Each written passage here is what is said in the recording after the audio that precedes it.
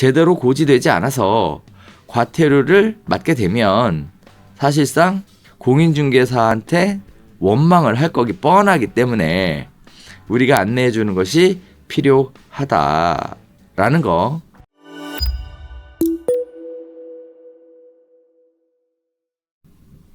그래서 오늘은 심층적으로 임대차 신고제에 따라서 진행되는 내용들, 어떤 질문들이 있을지에 관련된 부분들을 안내를 해드리도록 하겠습니다. 자, 일단 하나씩 보겠습니다. 자, 이미지를 보면 임대차 신고제에 대한 개괄적인 내용이 나와 있습니다. 자, 신고의 의무인은 임대인과 임차인이 신고하도록 되어 있어요. 자, 그리고 계약 체결일로부터 30일 이내에 공동신고하도록 되어 있습니다. 공동신고. 자, 이 계약 체결일이란 가계약일로부터 30일 이내라는 것 다들 알고 계시죠? 자, 임대인과 임차인은 가계약일로부터 30일 이내에 공동으로 신고하여야 한다. 그러나 계약서를 제출하게 되면 둘 중에 한 명만 신고해도 된다는 거예요. 자, 그럼 여기서 공인중개사가 신고할 수 있느냐라는 부분이 관건이겠죠. 공인중개사가 신고할 수 있느냐? 할 수 있습니다. 다만 대리권을 확보한 상태에서만 가능합니다. 자, 따라서 원칙적으로는 안 되는 게 맞아요. 자, 그래서 임대인과 임차인이 신고하는데요. 오른쪽 밑에 보면 여기 QR코드 있죠. 보이세요? 책상 밑에 깔아놓으라고 한 이유 중에 하나가 이겁니다. QR코드. 자, 이번에 업데이트가 되면서 뭐가 가능해졌냐면 핸드폰으로 바로 신고할 수 있습니다. 자, 그렇게 하기 위해 이 QR코드를 통해서 접속을 해보면 임대차 신고를 모바일로 바로 가능할 수 있도록 연결되어 있어요. 그래서 요거 이용하면 바로 신고할 수 있겠죠. 자, 이런 식의 보안 장치가 이루어져 있다라는 겁니다. 신고할 때 어떤 내용을 신고하게 되냐면 계약 당사자의 인적사항, 임대차 목적물의 현황, 소재지 종류 면적, 그리고 보증금과 계약 기간에 대해서 신고하도록 되어 있어요. 자, 그런데요.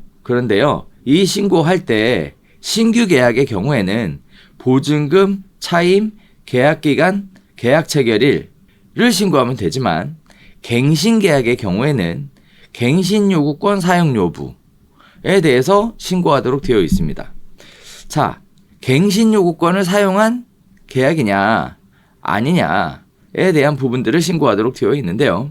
자, 이 부분이 갱신 요구권을 사용했다라는 부분이 계약서 특약에 임차인은 갱신 요구권을 사용한 재계약임 같은 특약이 있다면 그것으로 가름할 수 있어요.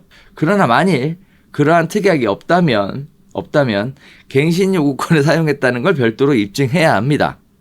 자, 그래서 굉장히 복잡해져요.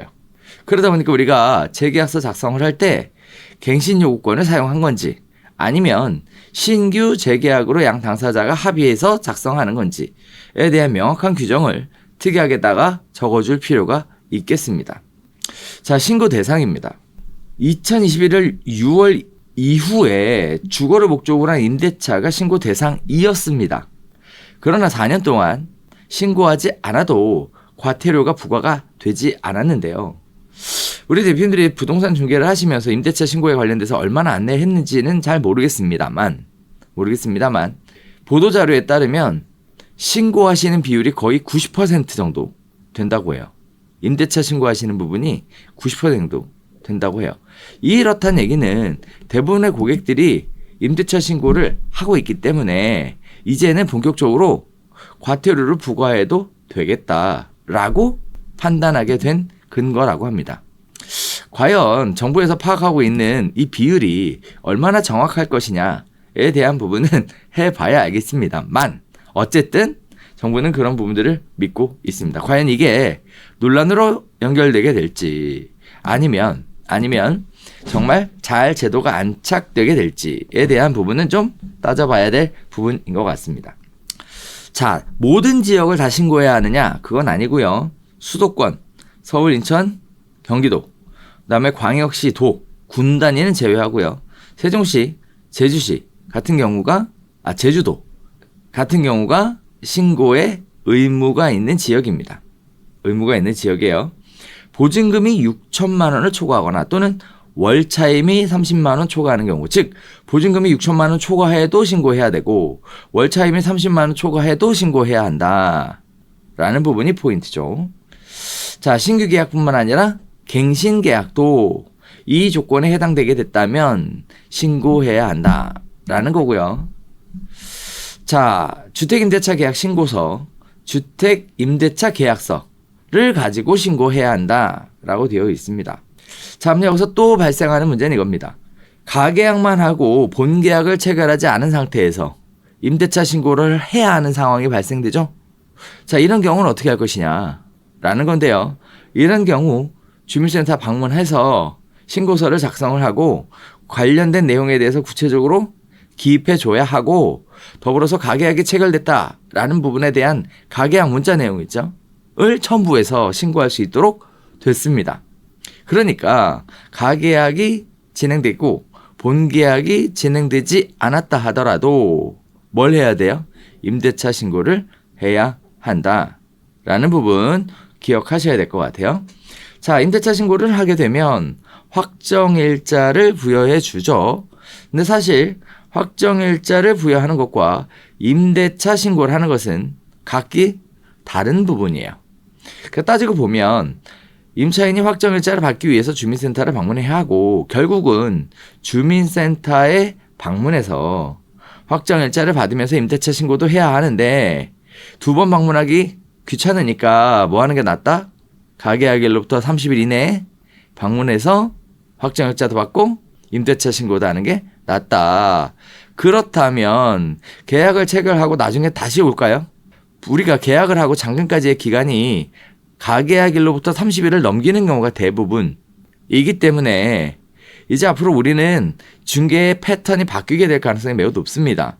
즉, 중개사무소에서 계약을 체결하고 나면 임차인은 어디로 달려가요? 계약서를 들고 주민센터로 바로 가서 확정일자와 임대차 신고를 진행하고, 이사를 하고 나면 그날 정부24에서 전입신고를 진행한다. 주민등록 이전을 한다. 이렇게 패턴이 바뀌게 될 가능성이 매우 높습니다. 신고하는 방법입니다. 신고하는 방법은 주민센터에 방문하거나 인터넷에서 신고하거나 온라인으로 신고가 가능한데, 말씀드렸던 것처럼 확정일자를 받아야 하기 때문에 우리 입장에서는 주민센터 방문하는 게 훨씬 더 좋은 방법이 될 수 있겠죠. 임차인을 보호한다는 측면에서는 주민센터를 방문하는 게 더 좋은 방법이 될 수 있습니다. 자, 그런데 신고를 제때 하지 않으면 과태료 부과가 된대요. 근데 이번에 감면이 좀 됐어요. 그죠? 그래서 하지만 과태료 부과가 된대요. 그래서 얼마의 과태료가 어떻게 부과되느냐?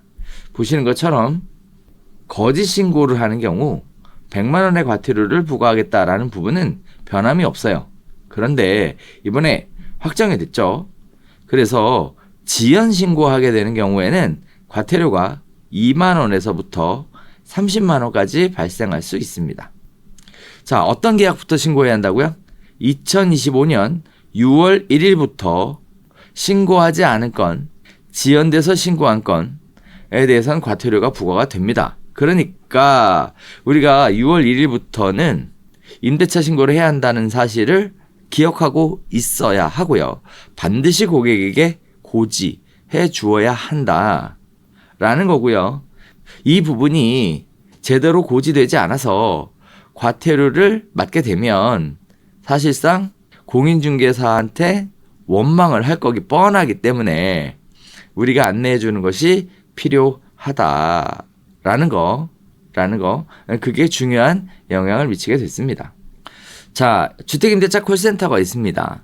1533-2949 콜센터가 있죠. 자, 이 콜센터에서 전화해서 문의하면 알려줄 것 같은데요.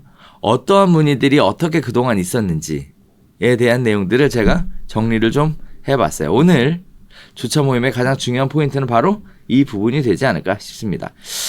제가 정리를 좀 해놨는데요. 내용이 생각보다 많습니다. 많습니다. 자, 관련된 내용을 가지고 한번 진행을 해보도록 하겠습니다.